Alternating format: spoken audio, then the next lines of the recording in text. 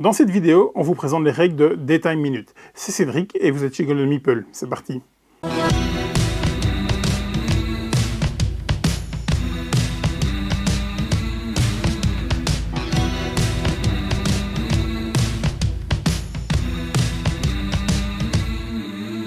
Daytime Minute est un jeu de plis et de pousse ta chance pour 3 à 5 joueurs pour des parties d'à peu près une demi-heure à partir de 12 ans. Il a été créé par Kartner Babakitis, il est illustré par Alex Babakitis et il est édité chez Out Candy.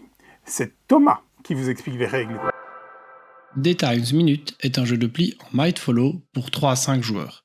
Son deck se compose de 45 cartes réparties en 3 couleurs, les valeurs allant de 1 à 15. Sur chaque carte, il y a 2 chiffres. Le premier qui est la valeur de la carte qui va être utile pour la résolution du pli, et ensuite une valeur en minutes qui elle va être utile au moment du scoring. Le jeu vient également avec un jeton premier joueur, 4 cartes d'aide de jeu qui rappellent la répartition par couleur des minutes sur chaque carte, une carte compte tour, 4 cartes de plan tarifaire, 18 jetons cartes sim qui sont également les points de vie des joueurs, et une règle de jeu en anglais uniquement. Pour la mise en place, nous allons distribuer une carte d'aide de jeu à chaque joueur, 3 cartes de cartes SIM, donc les points de vie. Le jeton premier joueur ira au joueur qui a passé le plus récemment un appel téléphonique. On va distribuer 9 cartes à chaque joueur, placer la carte plan tarifaire 180 dans un coin de la table, ainsi que la carte compte tour avec le jeton sur la première case le matin. Les cartes non utilisées sont mises sur le côté. Pour la phase de pli, le premier joueur va pouvoir jouer la carte de son choix. Ensuite, ça sera au joueur suivant dans le sens horloger de jouer une carte. Il a également la possibilité de jouer la carte de son choix. Ici, il décide de jouer une autre couleur. Nous avons maintenant 2 couleurs différentes sur la table. Les 3e et 4e joueurs n'ont pas le choix. Ils doivent suivre l'une des 2 couleurs. Sans préférence, ils peuvent décider de jouer du orange ou du bleu. Ici, ce joueur décide de suivre en orange, celui-ci en bleu. On va passer à la résolution du pli et on va regarder pour chaque couleur quelle carte remporte le pli. Ici, c'est du orange, celui-ci l'emporte. Il collecte les cartes, celui-ci fait de même pour le bleu et il l'emporte. On vient de résoudre le premier pli. On va aller descendre de 1 sur la piste ici, le jeton, pour indiquer que nous passons maintenant en après-midi, au deuxième pli. C'est le gagnant du pli dans la couleur qui était demandée par le premier joueur. Donc ici, c'était l'orange qui rentre pour le pli suivant. Ici, s'il décide de jouer du orange, l'autre joueur, pareil, peut décider de jouer la couleur de son choix. S'il décide de suivre à orange, c'est le joueur suivant, tant qu'il n'y a qu'une couleur qui a la possibilité de jouer une deuxième couleur. S'il décide de le faire, le 4e joueur, lui, n'a pas le choix, il doit suivre à l'une des 2 couleurs. Ici, par exemple, il pourrait jouer du orange. Pour la résolution, de manière classique, ici, ce joueur va collecter l'ensemble des cartes pour cette couleur. Celui-ci est le seul à avoir joué, il va donc collecter sa carte. Pour le pli suivant, on va regarder, c'est ce joueur qui a remporté dans la couleur demandée par le premier joueur, c'est donc lui qui va rentrer pour le 3e pli. On va bouger maintenant ici le tracker sur la 3e et nous voyons que nous passons en Evening Free Calls. Donc ici, le 3e pli, les joueurs vont pouvoir jouer les cartes de leur choix, toujours en respectant les conditions de pause de maximum 2 couleurs différentes. Imaginons ici ce joueur peut jouer son 15. Le 2e joueur va pouvoir jouer la carte de son choix. Il décide de jouer son 11. Ici, il y a déjà 2 couleurs. Les joueurs n'ont plus le choix. Ils doivent suivre l'une des 2 couleurs. Par contre, au moment de la résolution, personne ne collecte les cartes. Toutes les cartes sont défaussées sur le côté, car ici, on ne paye pas ces minutes, nous sommes en soirée, les minutes sont gratuites, donc personne ne gagne. Pour le pli suivant, ici c'est une boucle, nous allons revenir sur le premier. C'est le joueur qui avait remporté normalement le pli dans la couleur demandée en premier joueur, donc celui-ci qui va rentrer pour le pli suivant, et là nous sommes sur un pli classique. Donc on va enchaîner comme ça, 1er, 2e, 3e pli, 4e, 5e, 6e, et ainsi de suite. La fin de manche peut se produire de 2 manières différentes. La première, c'est si un joueur, au moment de collecter ses cartes, va dépasser la valeur de la carte de plan tarifaire. Donc pour la première manche, c'est 180. À chaque fois qu'on collecte des cartes, nous allons additionner les valeurs. Donc ici, 45 et 15, nous sommes à 60, plus 30, 90, plus 30, 120, 125 actuellement. Ici, ce joueur a 65, celui-ci 5. Si au moment de récupérer ses cartes, un joueur à un moment dépasse 180, on arrête immédiatement la manche et on passe au scoring. Si personne ne dépasse 180, on va continuer d'enchaîner les plis jusqu'à ce que tous les joueurs aient joué toutes leurs cartes, donc les 9 plis. Donc on aura joué 3 fois sur chaque. Pour le scoring, comment ça va se passer?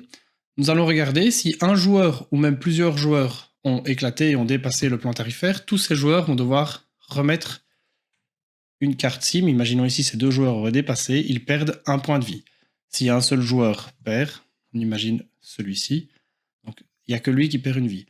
Un deuxième joueur va également perdre une vie, c'est le joueur qui aura le moins de minutes collectées. Donc, dans l'exemple ici, on voit que ce joueur n'en aurait que 5, il perdrait également une vie. Donc il y a tous les joueurs qui sautent et les joueurs qui auraient collecté le moins de minutes. Si plusieurs joueurs sont à égalité pour le moins de minutes, ils perdent tous les deux une vie. Si personne n'a explosé pendant la manche, alors il y a uniquement le joueur qui avait le moins, ici, qui perdrait une vie. Si par contre tous les joueurs dépassent le plan tarifaire à un moment sauf un, alors dans ce cas, le joueur qui n'a pas dépassé, il est également le joueur qui a le moins de minutes, mais là il n'en perd pas une. Dans le cas où il est le seul, on n'en perd pas. Si par contre plusieurs joueurs n'ont pas explosé, alors le joueur qui en a le moins en perdrait une. On va ensuite regarder si un joueur a atteint exactement le nombre de minutes du plan tarifaire, ici 180. Si c'est le cas, ce joueur, lui, va se voir attribuer une nouvelle vie, donc il gagnerait une nouvelle vie. Si plusieurs joueurs l'atteignent, ils gagnent tous une vie. On va ensuite préparer la manche suivante. Pour la manche suivante, nous allons donner le jeton premier joueur au joueur qui aurait perdu sa vie parce qu'il avait le moins de minutes. Si il y avait égalité et que plusieurs joueurs avaient perdu une carte, dans ce cas, c'est au joueur qui aurait eu la plus petite valeur en additionnant les valeurs des cartes, mais pas les minutes, les plis. Donc celui qui aurait eu le moins en additionnant les cartes ici, se verrait attribuer le jeton de premier joueur. On remélange ensuite les paquets pour reformer 9 cartes, en n'oubliant pas de reprendre les cartes qui avaient été défaussées en début de manche et lors des soirées.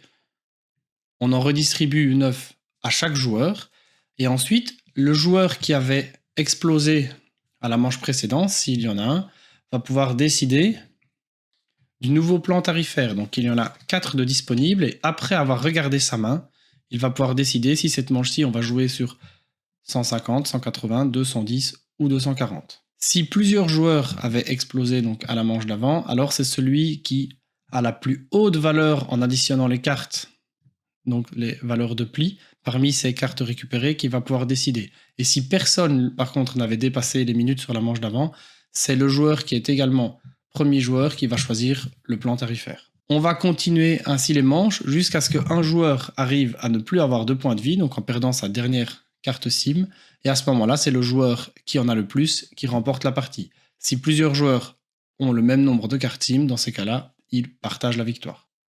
Il y a une petite variante pour 3 joueurs. Donc après avoir distribué 9 cartes aux 3 joueurs actifs, nous allons placer le paquet de cartes restantes à droite du joueur qui a reçu le jeton premier joueur, qui est donc celui qui a passé le plus récemment un appel téléphonique. Pour la phase de pli, va se dérouler au début de manière classique. Donc ici, maintenant, le troisième joueur n'a plus le choix, il doit jouer l'une des 2 couleurs, il le fait.